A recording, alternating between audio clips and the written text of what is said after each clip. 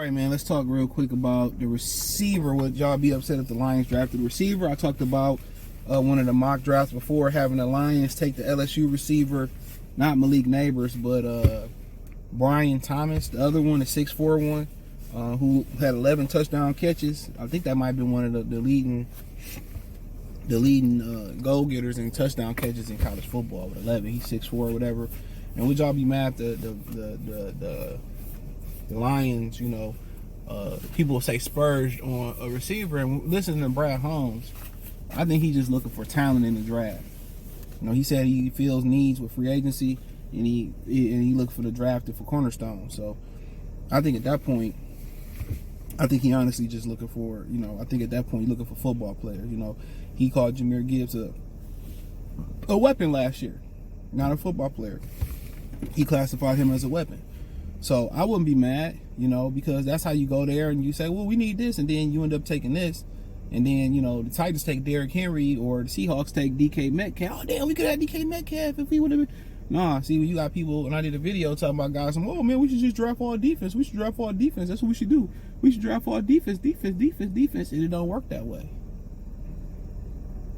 It don't work that way. It don't work that way. You can't just sit there and say, I'm going to draft all defense. It doesn't work that way. You got to get the best available guy, there. So, no, I wouldn't be mad if they drafted a receiver, man, and wherever they drafted him at, long as he, worked out. So be it. You want the best talent available on these teams.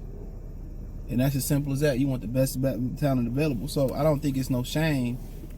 In going in there and finding going in there and get a receiver. He the best football player. He the best thing that's going to help you out. I mean, some people say, oh, you should just go in free agency, or you should just keep Josh Reynolds. Y'all good at receiver. But I think people that watch the game, they know we need somebody who's going to be a little bit more dynamic, a little bit more explosive, and making catches down the field. That's it. That's why everybody says, oh, Mike Evans. Now, I'm not saying I'm pro or con Mike Evans, just right down the middle with it. But you just need somebody that's going to be able to take the top off that defense. People say, well, you got Jameson Williams, and that is true. But we got Laporta and Amari working the middle of the field, so you banking on Jameson Williams to be that guy, then you banking on him to really make another massive leap, and that's be able to be that guy on the outside. And when you got that guy on the outside, and you probably going to, let's just say, keep Josh Reynolds out there, then he going to have to turn into a guy that can beat press coverage.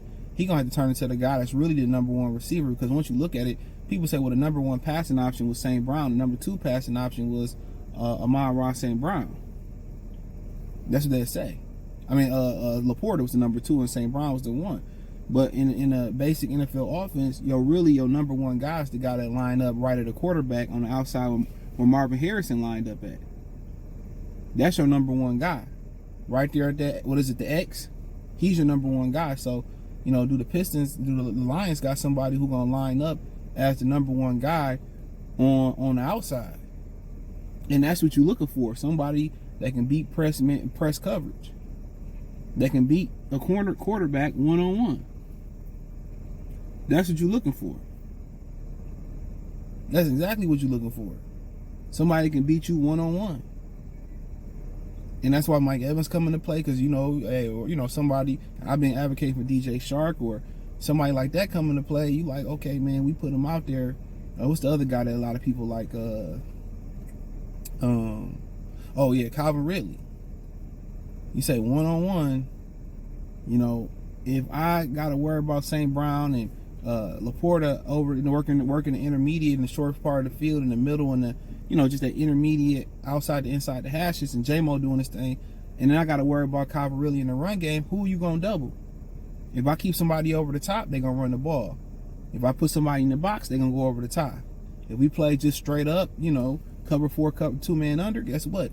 They can run the ball. They can eat us underneath with their regular offense going across the middle. But now what a Mike Evans or Ridley give you, or another receiver give you, they give you a guy on the outside of the hashes where now they got to defend the outside at a more consistent rate than Josh Reynolds did. You have to defend the outside at a more you have to respect it. Right now, what people did was like, okay, let's pack the middle of the field and make Goff throw outside the hashes. Now you add Jameson have another year, and you add a Ridley, or you add another receiver that can really make some things happen outside the hashes. then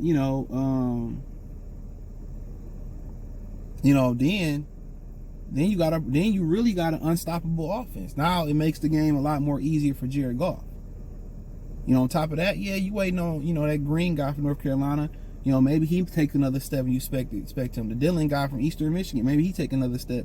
But I think if you got an opportunity, and obviously you got to worry about Jonah Jackson. You got to worry about a few things. Would you gonna bring back Brock Wright? And I understand that. But if you find somebody on the outside that can really, be that guy and be that explosive guy on the outside, then I just think at that point, man, it just make a lot of sense.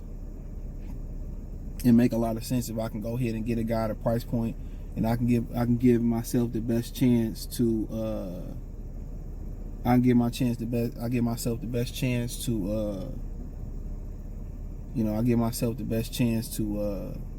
win. So that's just my opinion. But yeah, man, so like I said before, I just think it boils down to getting football players. So I think that's just what the thing is, and just getting talent. But I just think on that outside, that'll open it up, man. And then what you really be banking on is for Jameson Williams Green, somebody to really step up and be the guy on the outside. And that's what they really missing, is the person who can be the guy on the outside. You ain't gotta put him in motion. You know what I'm saying? You ain't gotta bunch him up where he get a free release. On the outside, he can win consistently, work the team's number 1 or number 2 corner. That's what you're looking for. That makes the offense a lot easier when I can line the guy up on the outside. He can win. I ain't got to worry about him. I ain't got to scheme him. I ain't got to scheme him up to get open.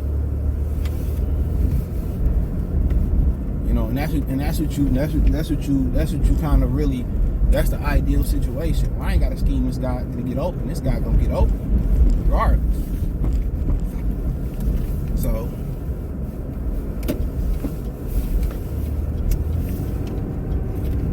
that's what you're looking for. So, but yeah, I ain't opposed to them drafting one early, late, as long as it worked. I mean, they got Miles Rodden, the 3rd round. He worked out.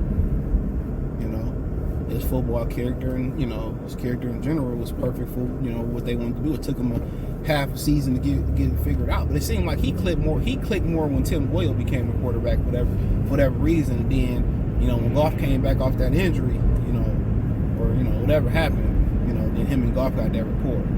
So I just think it was the understanding of the game. But hey, check out Detroit Lions Talk playlist. Let me know what you girls and guys think. Thumbs up the video, share the video, subscribe to the channel. The subscribe button is the bell icon button. Hit all notifications, increase your chance to get notifications. We go live and drop video financially when you support the channel. Cash App, $CJ Good 313, Venmo, CJ Good 313, PayPal link in the description. Appreciate the love and support. Peace.